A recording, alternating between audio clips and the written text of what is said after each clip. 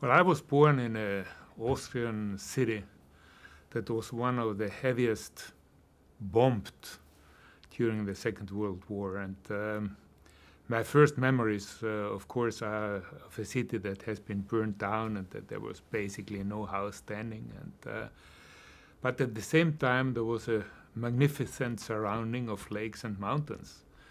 And my parents, since I was able to walk, took me out to the mountains. And with 2.5 years, I was standing on a pair of ski. And since then, I have not stopped skiing and I have not stopped climbing mountains. So it was somehow this contrast between a broken down city and the perfect nature, which somehow formed certainly part of my character, no doubt about it.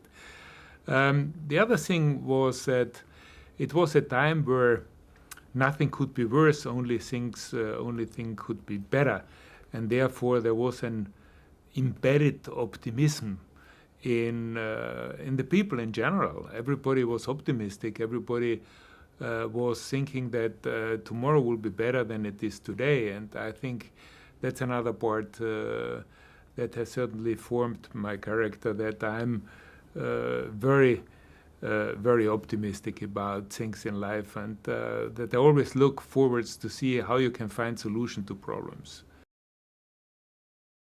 Well, the beginning was very egoistic, if you want. I mean, I was just coming back from the first Austrian Hindu Kush expedition, where we tried to climb these high mountains in alpine style, which was at that time quite revolutionary.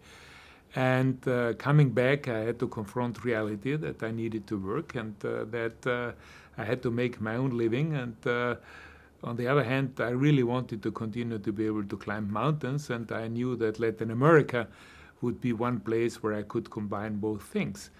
So I presented myself to quite many multinational companies, and I always said, is there any possibility to go to Latin America one day? And until I came to this ice cream and frozen food company, which was called Findus Jopa. As I said, I didn't know it belonged to Nestle. It happened that I also spoke Swedish. Findus was a Swedish company. And above all, my answer was answered positively in the sense that it was said, look, we are engaged here for Austria, but if you really do very, very well, there might be a possibility for you somewhere in Latin America. And that's about why I started with Nestle, and that's how it all came about. Well, I started to mention that in the 60s, of course, 68, you know very well what the public opinion was, and that from a political issue, it was the area of socialism, it was the area of anti-capitalism, it was the area of against multinational companies, which then led to policy making that said that the future would be joint ventures, for example. I mean, in many parts of the world, you were not allowed to have a 100% foreign-owned company if you wanted to be in the food or you wanted to be in the retail sector and things like this. So state intervention was extremely important. Import substitution was very important. So if you wanted to sell something, you had to produce locally. You were not supposed to import. The usage of local raw materials, and so on and so on. So it was a very heavily, I would say, state-intervened society of that time. Well, like in most of those things, there is change. And in Latin America, without any doubt, the biggest change factor was Pinochet, who really introduced a more open society, a freer economy. And with this fantastic success, economic success of his regime, many other Latin American countries followed afterwards, opened up their markets, freed the economy, and suddenly the state intervention became much less.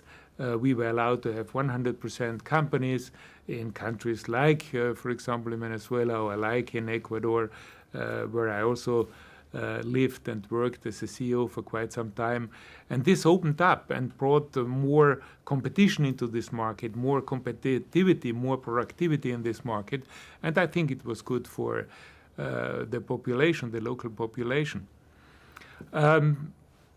Again, things changed. While Latin America started to move backwards, other parts of the world moved up. I mean, the fall of the Berlin Wall, of course, was a very, very important event, which then basically opened up more than 2.5, almost 3 billion of people to a market-oriented economy.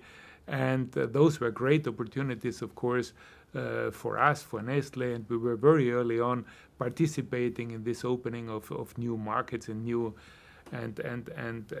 new economic opportunities, taking advantage of the experiences we had in many other parts of the world. And very recently, I must say, Africa, for example. I mean, Africa is really just opening up very recently and opens new opportunities for us. And we are very active now, for example, working in Africa or also Middle East. Middle East was another region which was very, very state-controlled and is only opening up very recently. So I think you see, if you look at it from a global perspective, what you're seeing is that you have in one part counter movements, on the other part you see movements which are opening up.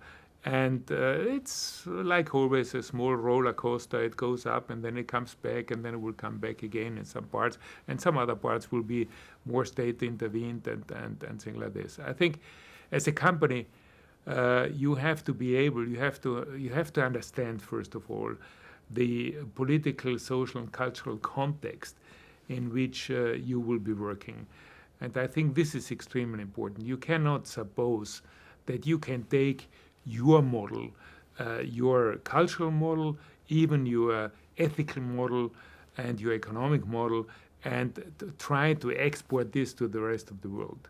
What you have to do is to take the basics, your basic fundamental principles, and then see whether a given country, a given region, allows you to adapt your model to the reality of this country or the region without violating the fundamentals of your belief. I think that's basically what you have to do.